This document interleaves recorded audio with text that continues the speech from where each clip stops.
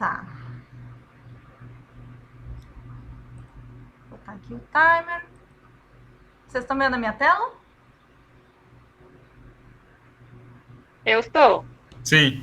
Tá ótimo, então. Bom, essa primeira aula, ela vai ser uma aula bem introdutória, vai ser uma aula bem fácil. O conselho que eu dou para vocês é que, principalmente quem já viu biologia celular sabe, né, que no começo ela tende a ser bem mais simples, o conteúdo ele é bem mais fácil de ser compreendido, e conforme a gente for avançando ao longo do semestre, as coisas vão começar a dificultar um pouquinho mais. Então eu vou começar com vocês com processos bem simples, bem básicos, e conforme vocês vão entendendo o conteúdo, eu vou adicionando mais e mais coisas. Então, a minha recomendação para vocês é que vocês aproveitem agora essas primeiras aulas. Acho que semana que vem, talvez, eu já vou passar uma atividade para vocês. Eu sugiro que vocês prestem atenção nessas primeiras aulas, façam os primeiros trabalhos, para não depender dos trabalhos finais, tá bom? Bom, espero não estar assustando ninguém. Vamos lá. Eu vou começar por uma pergunta bem simples. Vocês sabem por que vocês estão matriculados em biologia celular? Vocês sabem o que vocês estão fazendo? O que vocês estão fazendo nessa disciplina? Deixa eu botar na...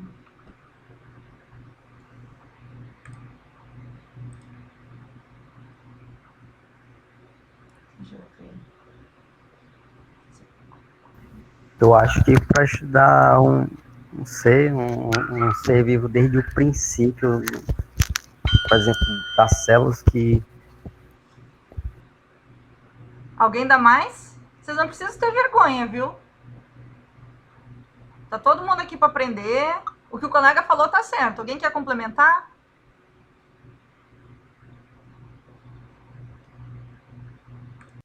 Por que vocês estão matriculados nessa disciplina?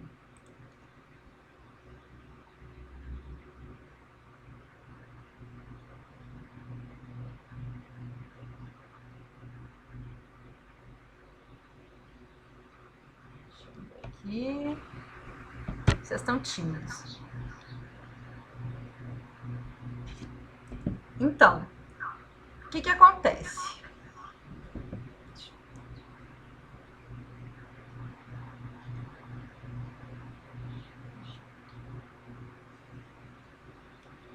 Bom, o que o nosso colega falou sobre...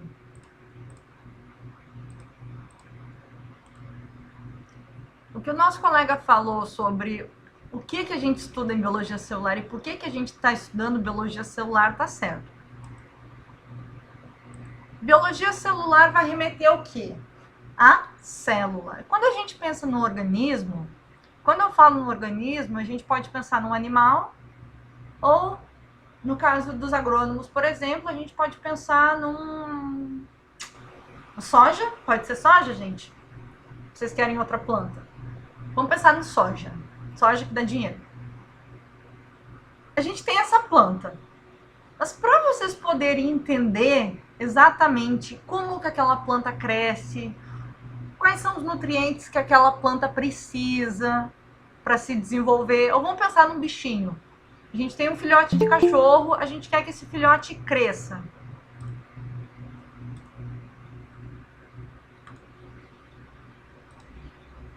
O que a gente precisa entender? Eu coloquei aqui uma imagem que nos ajuda a entender onde que eu quero chegar. A gente tem o organismo, a gente precisa entender, no caso dos animais, por exemplo, o sistema. Só que para a gente poder entender o sistema como um todo, no caso de animais, a gente precisa entender o quê? Os órgãos, os tecidos. E o que compõe os tecidos? A célula. Então, a célula, isso vale para uma planta também. Se a gente pegar um pé de caimbé, qual vai ser a menor unidade daquele caimbé? Vai ser a célula. Então, se a gente não estudar a célula, se a gente não entender como funciona cada célula, como que a gente vai entender lá na frente o processo de que nutriente que a soja precisa para ela crescer.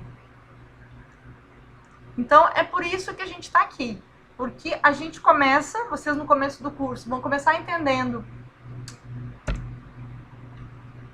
como que as unidades básicas dos seres vivos funcionam, que no caso aqui eu coloquei uma representação de uma célula animal. A gente vai falar dessa célula animal lá para frente depois. Então, é por isso que vocês estão matriculados nessa disciplina. Bom, e por que a gente estuda biologia celular, então, né? Se vocês querem entender como uma planta ela faz fotossíntese, se vocês querem entender como uma planta respira, como uma planta transpira, se vocês não entenderem como a célula funciona, se vocês não entenderem cada componente da célula, se vocês não sabem o que é uma célula, vocês vão ter muita dificuldade de poder entender futuramente esses processos. O mesmo vale para uma vacina, por exemplo. Eu quis falar da Covid porque é um assunto em alta, né, em voga. Mas para a gente poder fazer uma vacina, por exemplo, vocês acham que é possível fazer uma vacina sem entender biologia celular? Vocês acham que é possível? Não. Por que não? Porque você tem que entender como é que ela funciona em determinado lugar. E em contato com outro. Exatamente. Então, a gente precisa entender como que essas pequenas unidades, no caso da vacina, né? Como essa vacina vai reagir com as pequenas unidades do nosso corpo. Como que as células vão agir. Então, se você não conhece, se você não sabe o que é uma célula, se você não entende como ela funciona, você não vai ter como produzir uma vacina. Ou não vai ter como produzir uma ração, ou não vai ter como pensar, qual nutriente será que é melhor para essa planta? Então, a biologia celular, ela acaba sendo a base de tudo que vocês vão ver depois. Essa disciplina, eu vou dar os princípios básicos dela agora, mas vocês vão ver de novo tópicos de biologia celular depois, quando vocês estudarem bioquímica. Se vocês têm histologia, né? Parte de tecidos vegetais. Vocês têm essas disciplinas? Vocês sabem? Eu acho que histologia tem no primeiro semestre, no segundo semestre de zootecnia. Eu não sei se pra gente tem.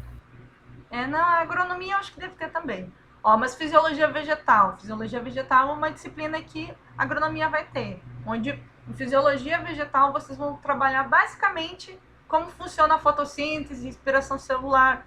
Mas se vocês não souberem, por exemplo, o que é uma mitocôndria, o que é um cloroplasto, a gente vai falar disso nessa disciplina, vocês não vão conseguir entender fisiologia. Então acaba que, por muitas vezes, biologia celular acaba sendo pré-requisito para todas essas disciplinas. Então, eu quis começar a aula situando, né, vocês. E aí, agora, a gente vai começar a nossa jornada para entender todo esse processo, para a gente chegar no final da disciplina sabendo tudo de célula. Pois bem,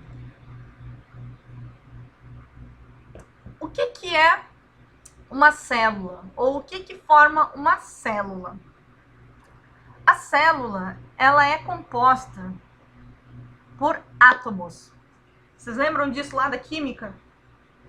Pode ser do ensino médio, pode ser de química inorgânica. Vocês lembram dos átomos? O que acontece? Os átomos, os elétrons e os prótons, eles tendem a se agrupar, são coisas muito pequenininhas, estruturas minúsculas, que se agrupam para formar o quê? Moléculas. Essas moléculas, elas vão se associar, são moléculas de diferentes substâncias, elas vão se associar e vão formar o que a gente chama de organela. Organela é cada parte da célula. Vocês já ouviram falar, por exemplo, de mitocôndria? Vocês lembram que a professora falava na escola da mitocôndria? Sim. Sim. cloroplasto. Essas coisas todas, elas são organelas. Então, isso vai ser uma palavra que eu vou repetir muito, vocês vão cansar de ouvir. Então, é o primeiro conceito-chave que anotem aí no caderno de vocês. Organela é cada partezinha da célula. Aqui eu coloquei um exemplo de uma mitocôndria, que é uma organela. Mas se vocês olharem uma célula com detalhe, vocês vão ver que a gente tem várias outras organelas. Cada coisinha aqui, ó, vocês estão vendo que eu estou marcando de amarelo? Eu estou passando o mouse. Ó, isso é uma organela. Isso aqui é outra organela. Esse pontinho, isso é organela também. Organela, organela. Então, a célula nada mais é do que um conjunto de organelas. Essas organelas são formadas pelo quê? Por moléculas. Tá claro para vocês? Então, isso é a primeira coisa que vocês têm que pensar. Quando pensar em célula, você tem que pensar que a célula ela é cheia de estruturas dentro.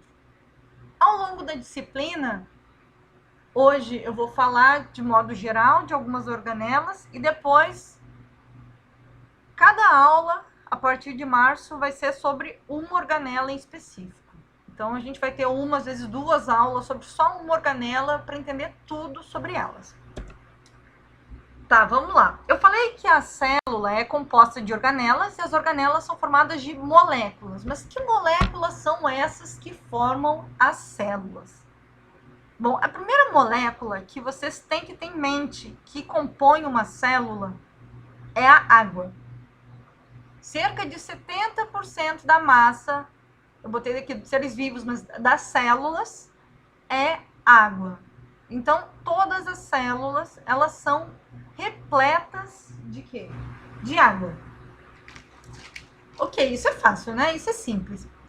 Mas o que a gente tem por que a gente tem que entender isso? Por que é relevante entender que tem tanta água na célula? Porque isso vai determinar como a célula vai funcionar. Como a célula vai se associar com outras estruturas. O que acontece? Vocês lembram da fórmula da água? Qual é a fórmula da água? Fórmula química.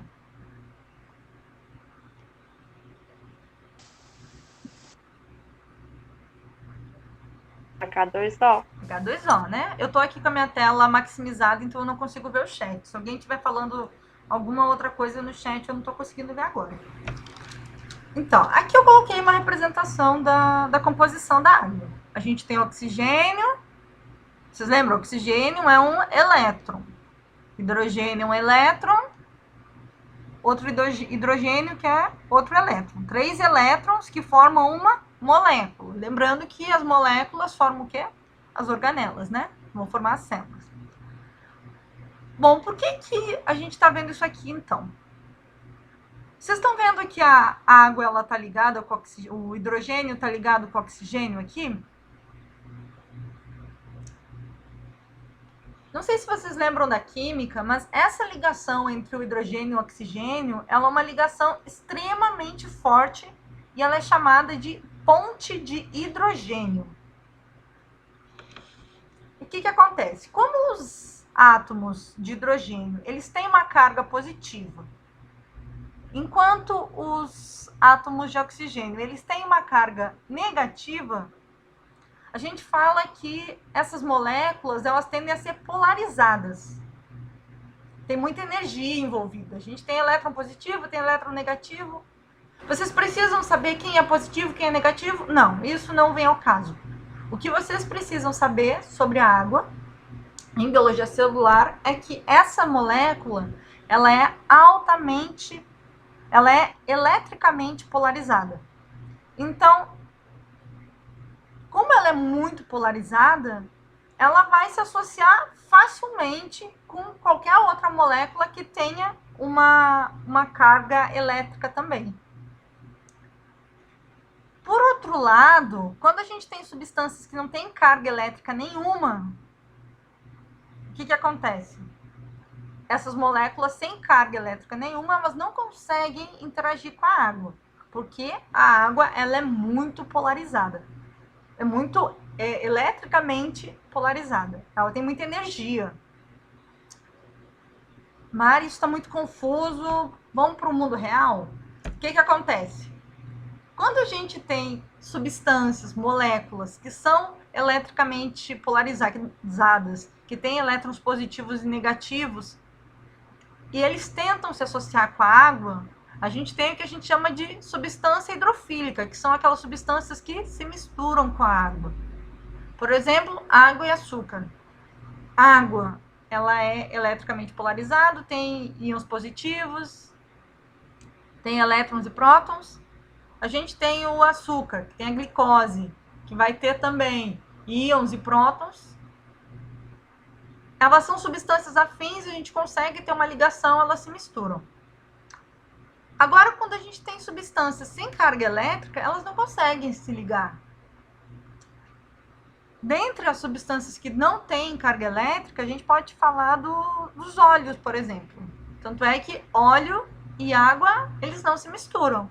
Quando água e óleo, por exemplo, não se misturam, a gente fala que a gente tem uma substância hidrofóbica.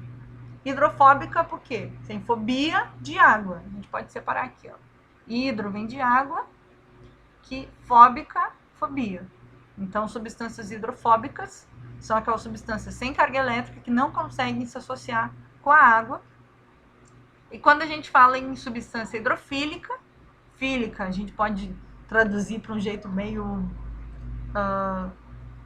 vai parecer infantil, mas vai ser útil para vocês. A gente pode dizer fílico amigo.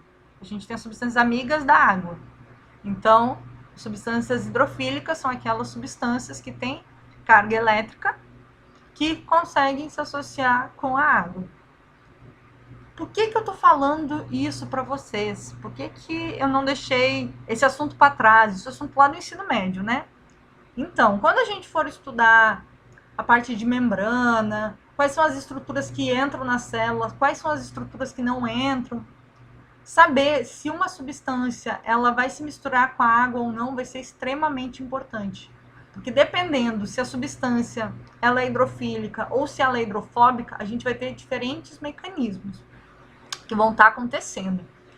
Então, por isso que é bem importante vocês terem consciência que tem substância que se mistura com a água, tem substância que não se mistura. Geralmente, quem não se mistura com a água, óleo, por exemplo. Bom. Tá travando? Tá. Eu falei primeiro da água. Por que eu estava falando da água mesmo? Porque a água é uma das moléculas que formam as células. Mas a gente tem também outros três tipos gerais de moléculas que também formam as organelas, que são os carboidratos, os lipídios, as proteínas, tem mais um ainda, e os ácidos nucleicos, né? Carboidrato, proteína, lipídio e ácido nucleico. Todas essas estruturas, todas essas moléculas ajudam a formar as organelas. Os carboidratos, quem são os carboidratos? Eles são vulgarmente chamados de açúcares, né?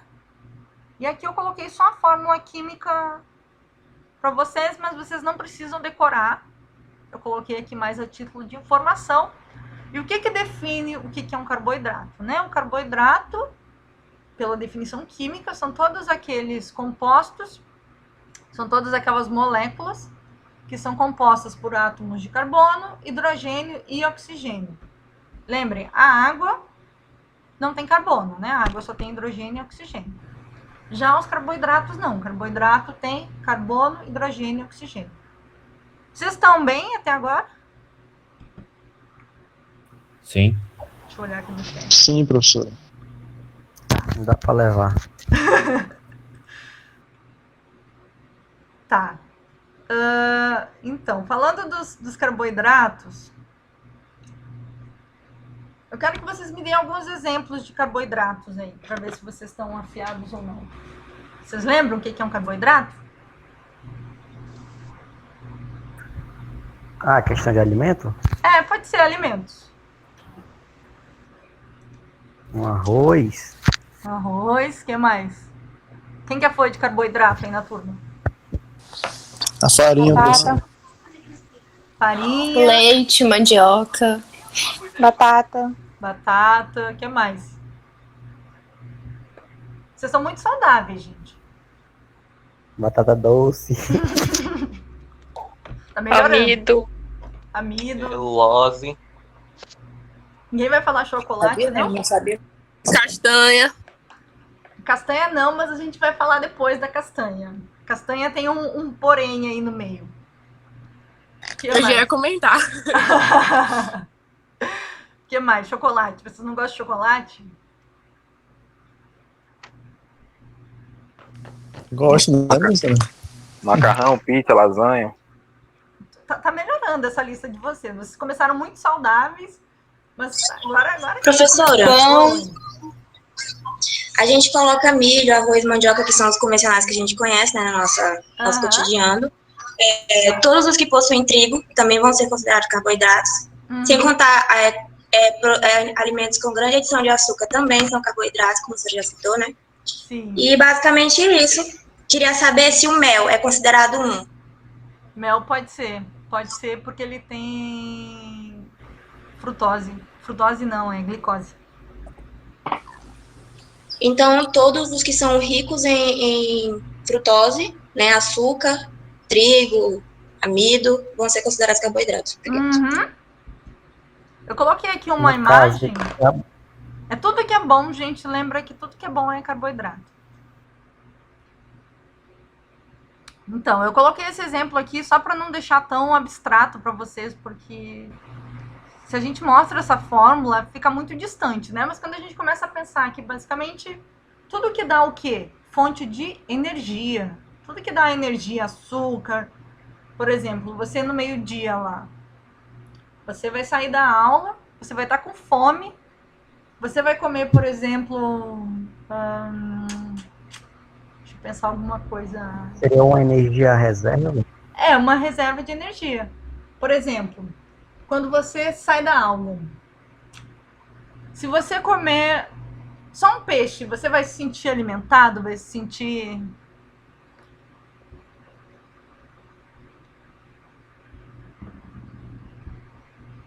Na real, vai dar fome mais rápido, né? Você vai dar uma sensação de que você comeu um pouquinho e daqui a pouco, daqui meia hora, você já vai querer comer outra coisa. Exatamente. Vocês sabem por que isso acontece? Isso vai me levar a outro slide aqui. Os carboidratos, eles são... A função deles é ter uma função de combustível para o nosso corpo. Eu vou falar depois do peixe, da carne. A função deles é outra. A função deles não é ser uma reserva alimentar, como os carboidratos são. Só antes de falar das funções, vocês perguntaram de mel, vocês falaram de amido, glicose, de celulose. Quando a gente fala em carboidrato, a gente precisa considerar que a gente tem diferentes categorias de carboidrato. A gente tem os monossacarídeos, que são aqueles carboidratos mais simples, por assim dizer. São... eu acho que simples é a palavra. A gente tem moléculas extremamente simples, que são os monossacarídeos. Por exemplo, frutas. Frutas têm muita frutose. A frutose é muito fácil de ser quebrada em outras moléculas. Mas a gente tem também os disacarídeos e os polissacarídeos. O que acontece? Disacarídeos e polissacarídeos, eles são carboidratos muito mais complexos, são moléculas mais complexas. Então, é muito mais difícil de você quebrar. Por exemplo, a celulose é uma molécula de carboidrato que não é quebrada pelo nosso organismo, por exemplo. Vocês podem ver, quitina é uma substância muito dura que tem em alguns animais também. São substâncias mais difíceis de serem quebradas pelo organismo. Então, só a título de curiosidade, então, dentro dos carboidratos, a gente tem o quê? Monossacarídeo, disacarídeo e polissacarídeo. Professora, então, Oi. no caso, celulose, a senhora acabou de falar. No caso, plantas, o nosso organismo não quebra essas coisas, né? Então, o que ele absorve? Por exemplo, sei lá, de uma alface e alguma folhosa que a gente come. Então, que nosso organismo... Então, a celulose, ela fica onde? Na parede celular das plantas. Então, a celulose em si, ela vai ser descartada, mas o que tem dentro da célula vai ser absorvido pelo corpo.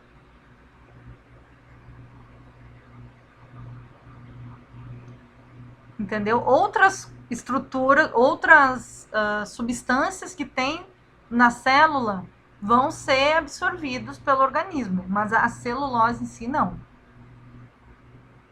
Entendi. Entendeu? Quando vocês tiverem química da zootecnia, vai ter... Vocês vão ter uma disciplina só de ruminante, não tem?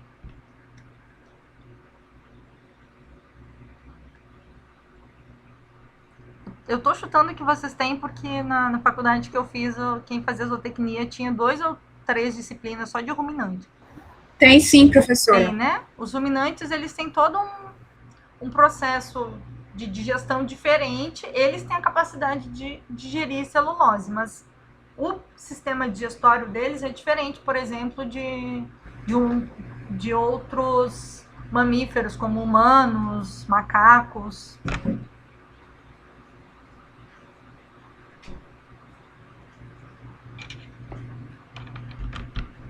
Bom, mas o que a gente tem que saber daqui?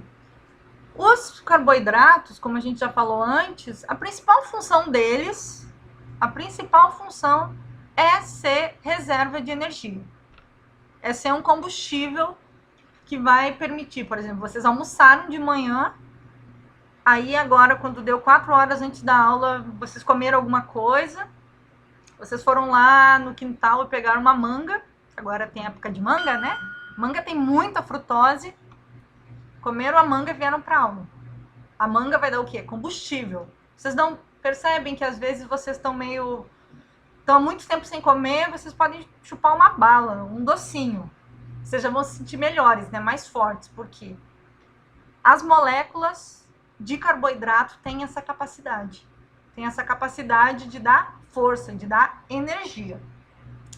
É claro que os carboidratos podem ter outras funções, como no caso da celulose, que fica na parede celular das plantas. Então, a celulose ela vai ajudar a dar mais resistência para as plantas. Então, é por isso que ela é uma molécula mais complexa. Se vocês olharem a fórmula da celulose, ela é composta por vários disacarídeos. O que mais? Armazenamento de glicose para energia, o amido, né? Glicogênio. Glicogênio é a reserva de energia dos animais. Também, função de reserva. E quitina é o reforço do exoesqueleto. Você sabe o que é exoesqueleto? Ou não? Do exoesqueleto, né, do se fosse a carapaça do inseto ali. Isso, exatamente. É a carapaça que vários invertebrados têm. Por exemplo, gente, eu me esqueci o nome cigarra. Você sabe o que é cigarra? Sim. Você sabe a cigarra? Vocês já viram a carapaça de cigarra? O exoesqueleto dela? Já. Isso. Aquilo é o quê? Quitina, que é um carboidrato. Então, entendido quais são as funções dos carboidratos? Qual é a principal função dos carboidratos? Você sabendo a principal já tá bom.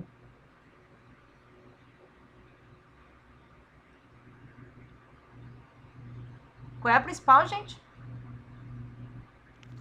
Do carboidrato, professora? É. Agir como reserva. Essa é energia. Reserva de energia. Isso. Carboidrato, é isso que eu quero que vocês saibam, tá? Tem vários detalhes. Eu vou deixar um texto para vocês lerem depois. Mas o que vocês têm que saber é isso. O que são exemplos de carboidratos e qual é a função dos carboidratos. Vamos lá. Lembrando que a gente está falando disso tudo porque a gente está falando dos componentes das organelas das células.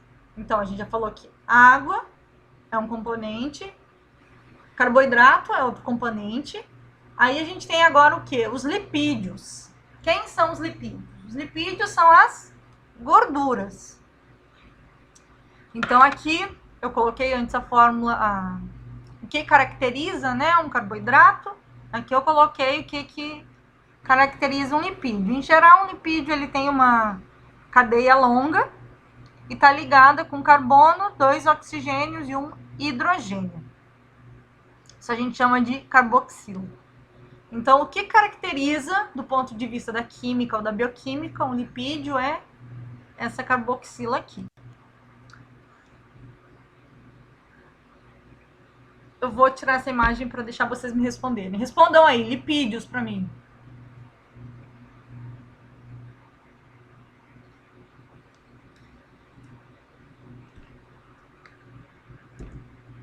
Alguém tinha falado da castanha? O que né? são lipídios, professora? É, exemplo de lipídio. Pode ser outros além da imagem.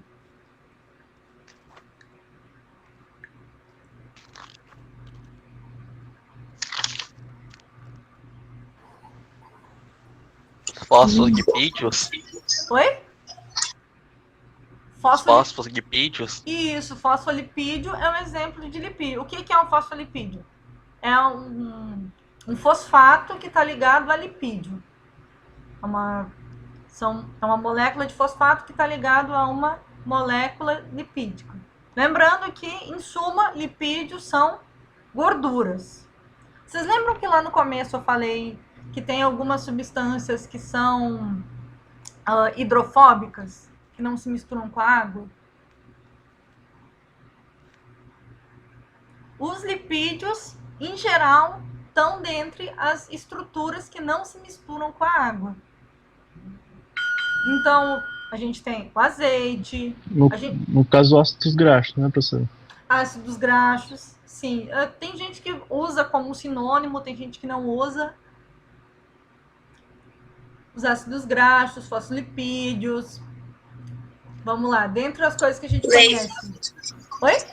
O leite integral, os ovos, a castanha, o coco, o azeite, carne com muita gordura. Todos que são ricos em colesterol. Isso, exatamente. Sem descartar gordura animal também. Sem descartar gordura animal. Você falou uma palavra legal aí. Colesterol. Colesterol também é uma gordura. Que, por sinal, é muito importante na célula. Vocês vão ver que uma das moléculas muito, muito, muito abundantes na célula é justamente o colesterol. Eu vou falar do colesterol nas células depois, lá na frente já, quando a gente começar a falar de membrana. Mas o colesterol, ele é bem importante. Vamos lá. Quais são as funções dos lipídios? Vocês sabem? Estrutural? Eles constituem a membrana plasmática, são fonte de energia quando são oxidados, também são uma reserva energética, Você já estudou constitui bioquímica, vitamina K, Isolamento térmico. Isolamento térmico. hormônios. Vocês entendem por que ele é uma importante fonte de energia ou não? Auxílio na absorção de vitaminas. A fonte de energia, vocês entendem por que ou não?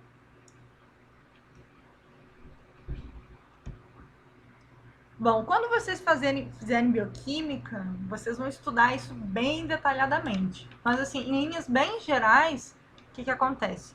Todos os lipídios que são ingeridos, os que não são, eles vão ser quebrados em o quê? Eles vão ser quebrados em carboidrato. Eles acabam sendo transformados. Então, tem uma quebra que é bem complexa, é bem chatinha, digamos assim. Por isso que eu falei que eu vou deixar para o professor de bioquímica de vocês destrinchar. E aí, quando o lipídio ele é transformado em gordura, aí ele passa a ser usado como fonte de energia. Entenderam? Quem aqui já estudou bioquímica, estudou esse processo de transformação?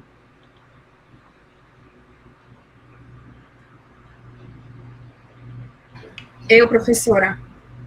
Vocês estudaram isso, né? Sim. A professora fez vocês decorarem todo o ciclo, não fez? É horrível.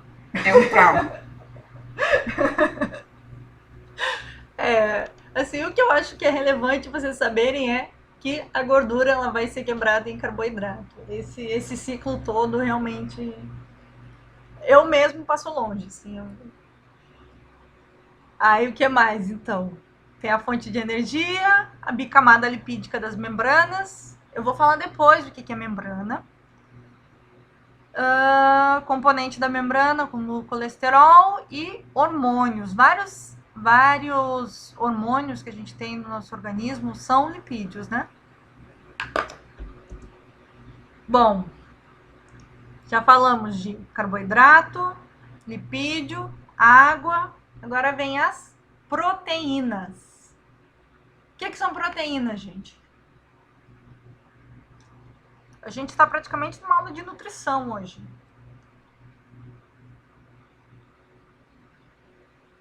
Não precisa... Carne, peixe, frango. Exatamente. Essas são as principais proteínas que a gente ingere, né? Mas o que forma uma proteína? Se a gente for pegar, por exemplo, um pedaço de carne e a gente for quebrando, for fazer todos os processos químicos lá para chegar na estrutura mínima, o que forma aquele pedaço de carne? Ou vamos pensar no cabelo, é mais fácil. O nosso cabelo é proteína também.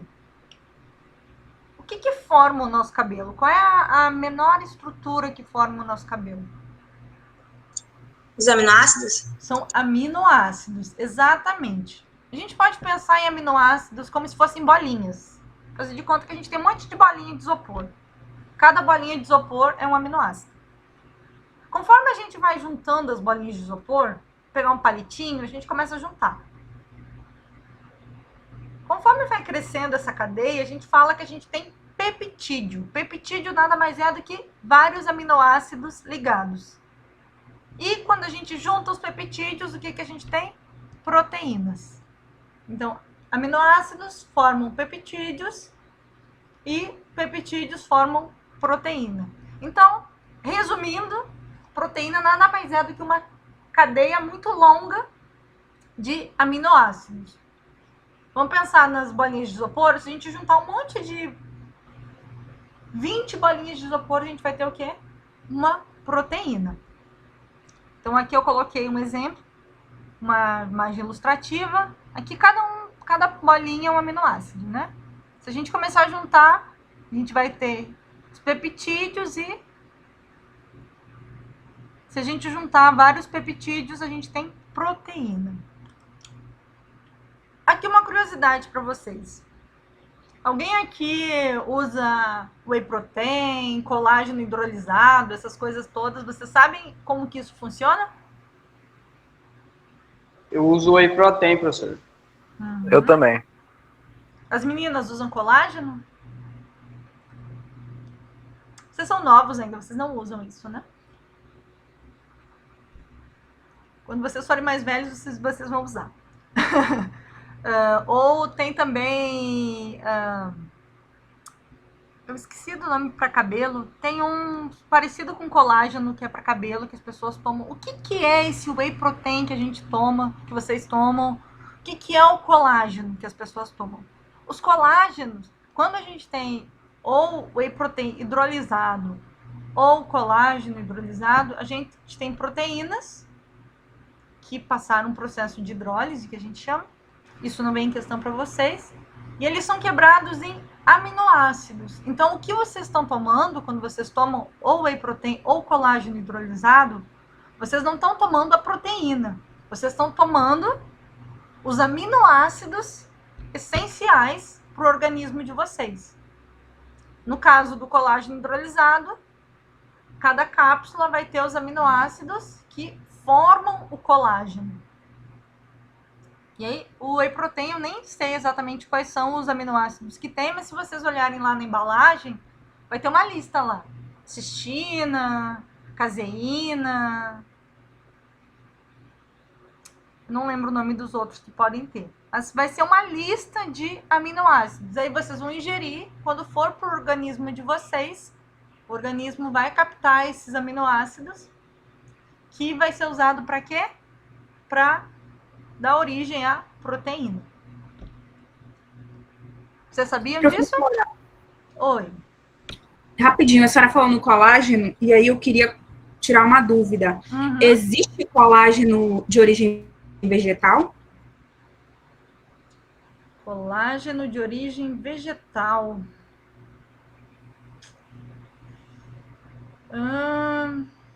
Eu não sei te responder. Alga, talvez, mas eu não tenho certeza. Tá bom, obrigada. Ah, imagina. Não, desculpa, eu não sei te responder, não. Mas assim... Não tem problema não, professora. Então, o que são essas coisas que a gente... O mesmo eu falei antes desses produtos que as pessoas tomam, né, para o cabelo, por exemplo, para melhorar, eu quero que o meu cabelo cresça mais rápido. As pessoas vão comprar o quê? Uma substância que vai ter os aminoácidos que são usados pelo nosso organismo para produzir o cabelo.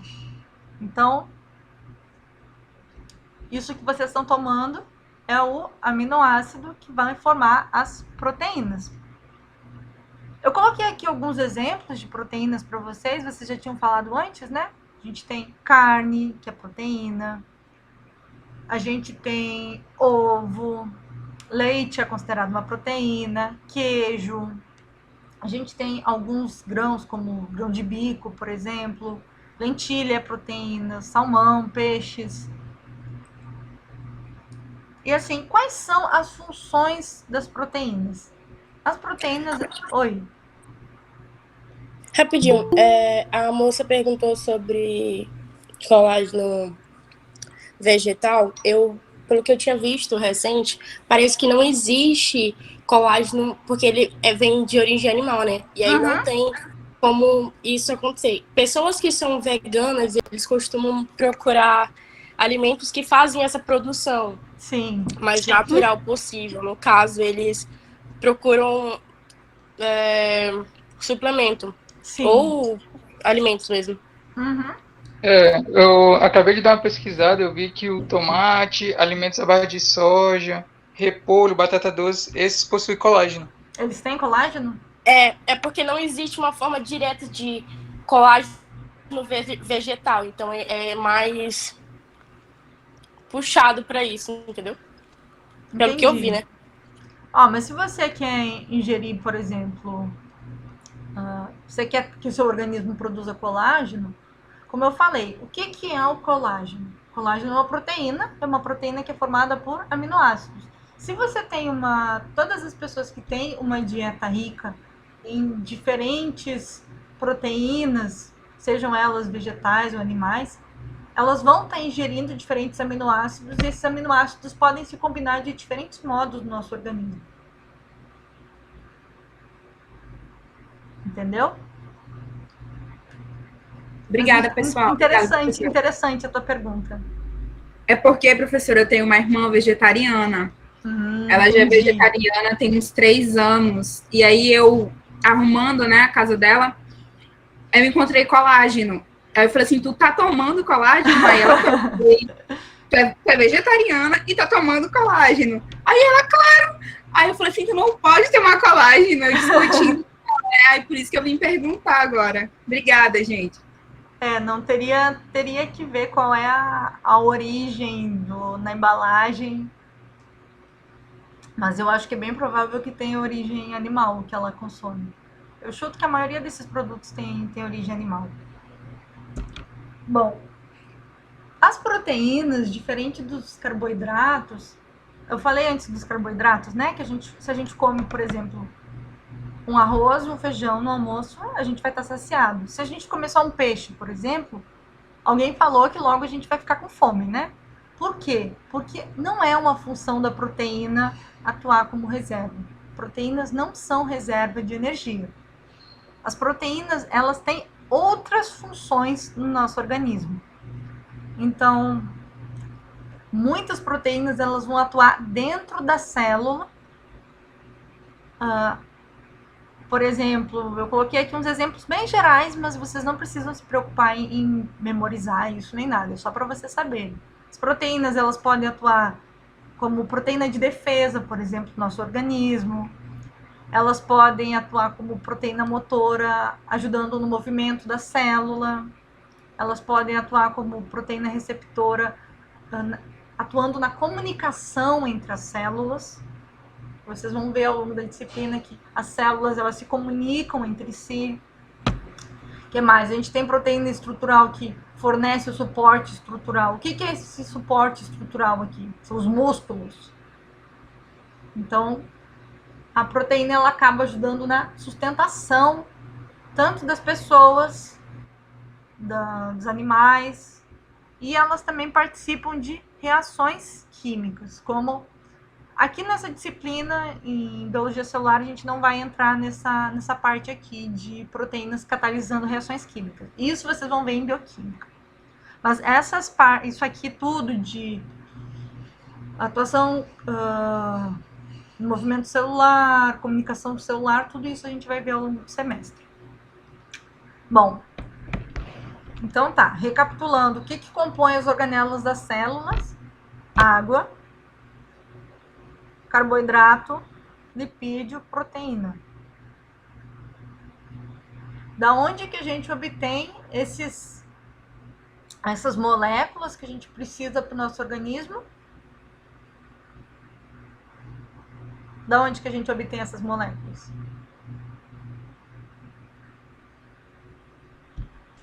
Da nossa alimentação. É por isso que eu estou falando dessas substâncias, estou pedindo exemplos do mundo real, digamos assim, né? Para vocês. Bom, o último componente das nossas células, esse eu acho que vai ser um pouquinho mais desconhecido para vocês. Eles são os ácidos nucleicos. Vocês já ouviram falar em ácido nucleico? Esse nome remete a alguma coisa ou não?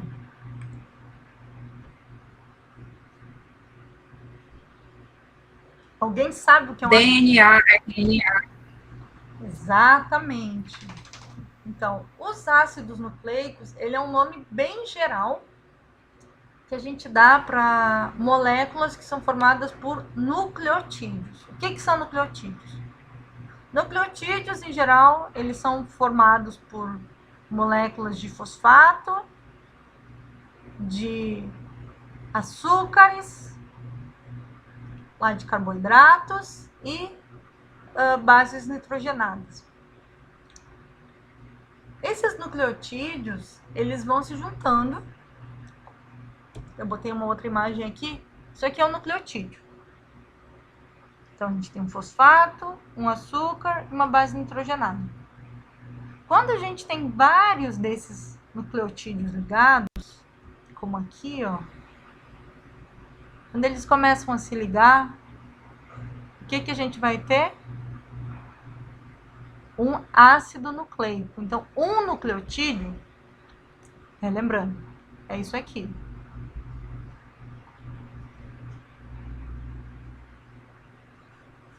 Essa estrutura, composta por um fosfato, uma pentose. Pentose nada mais é do que açúcar. E uma base nitrogenada, é o nucleotídeo. A junção deles, quando vários deles se ligam, a gente tem o quê? Um ácido nucleico. Teve uma colega que falou aí que os ácidos nucleicos, por exemplo, são DNA, a gente tem o RNA. Só um minutinho.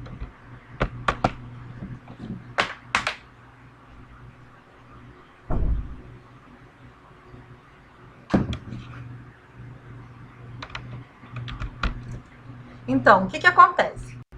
Quando a gente olha a nossa fórmula dos nucleotídeos, eu falei que esse amarelinho aqui, ele é uma pentose, né?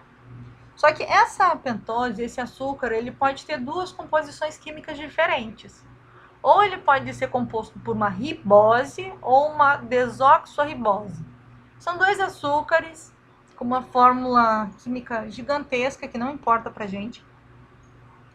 Então, o que acontece? Quando a gente tem vários ácidos nucleicos que são unidos por nucleotídeos compostos por ribose, cujo açúcar é uma ribose, a gente tem o RNA. RNA nada mais é do que um ácido nucleico que é composto pela união de nucleotídeos formados por uma base nitrogenada, açúcar ribose e fosfato. E o DNA, o que é o DNA? O DNA ele é muito parecido com o RNA. Só que no caso do DNA, a gente vai ter uma base nitrogenada, um açúcar chamado de desoxirribose e um fosfato. Lembra? Desoxi-DNA. D com D. Desoxi-DNA. Ribose RNA. Então, o RNA e o DNA são estruturas que também são encontradas dentro das células. O DNA ele é muito mais conhecido, né? As pessoas falam muito mais em DNA, mas o RNA também é uma estrutura que está presente nas células. O que é o RNA? Aliás, o DNA. Vamos tentar deixar vocês falarem. Para que serve o DNA? Acho que o DNA deve ser um código genético, o RNA deve ser um mensageiro, algo assim do tipo. Exatamente. Você já estudou isso em outra disciplina ou foi um chute? Dá para lembrar. Em linhas bem gerais, o que a gente fala? O DNA é o nosso código genético. O DNA é onde estão os nossos genes. Vocês lembram dessa palavra? Já ouviram falar em gene? Ó, cada pessoa tem um DNA que A gente está estudando isso em genética. Em quê? Estamos estudando. Ah, que legal. Genética. Vocês estão tendo genética, é? Ah, ótimo. Então, em biologia celular, a gente não entra tão a fundo como em genética. Em genética, a professora ela vai destrinchar o DNA todinho.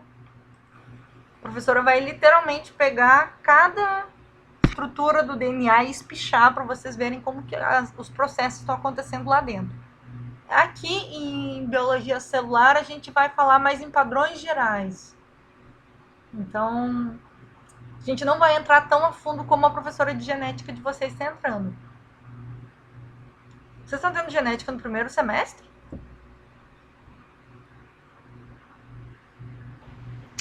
A gente está no segundo, professor. Segundo? Estamos... Apesar, é segundo. cedo. É cedo para ter genética. Estamos tendo genética. Bom, mas legal, então, que vocês já têm uma noção. Então, só para vocês saberem, essa primeira pincelada, lembrando que essa nossa viagem está acontecendo aonde? Tudo dentro da célula. Eu estou dando exemplos mais gerais do nosso cotidiano, mas lembrando sempre que a gente está numa disciplina de biologia celular, aonde nesse momento que a gente está? Dentro da célula. Tentando entender quais são os componentes da célula. Então, o último que a gente viu foi o RNA e o DNA, que são ácidos nucleicos.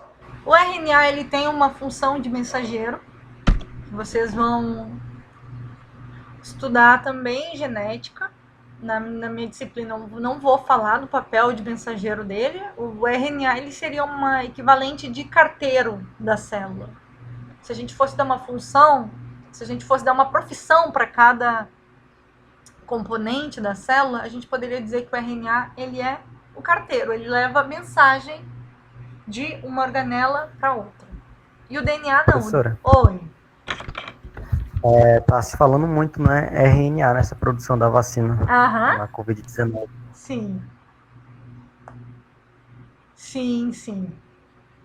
Mas e o que acontece? Essa vacina, ela muda o DNA das pessoas? Muda o RNA? Na verdade, eu escutei que, na verdade, estão usando o RNA, né? para transportar alguma coisa aí e tal. Exatamente. Então, já que você falou da vacina, tem gente que fala que uma vacina muda o DNA, gente, não. Infelizmente não, né? A vacina não muda o DNA e o ser humano ainda não descobriu como modificar o DNA. Para algumas situações até seria bom a gente saber como que a gente faz para modificar o DNA, né? No caso de doença genética, essas coisas todas.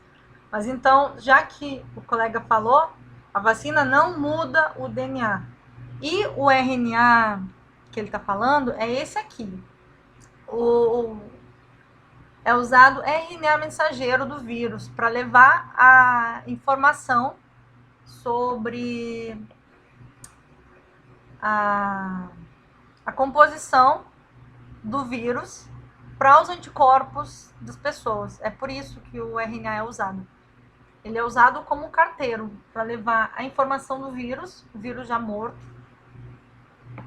para os nossos anticorpos produzirem, para os nossos antígenos, produzirem anticorpos. Entendeu? Sim. Tá. Então resumindo, a nossa viagem lá, a nossa primeira viagenzinha pela célula. As nossas células são formadas de quê? São compostas de organela. Vocês lembram desse nome? O que é organela?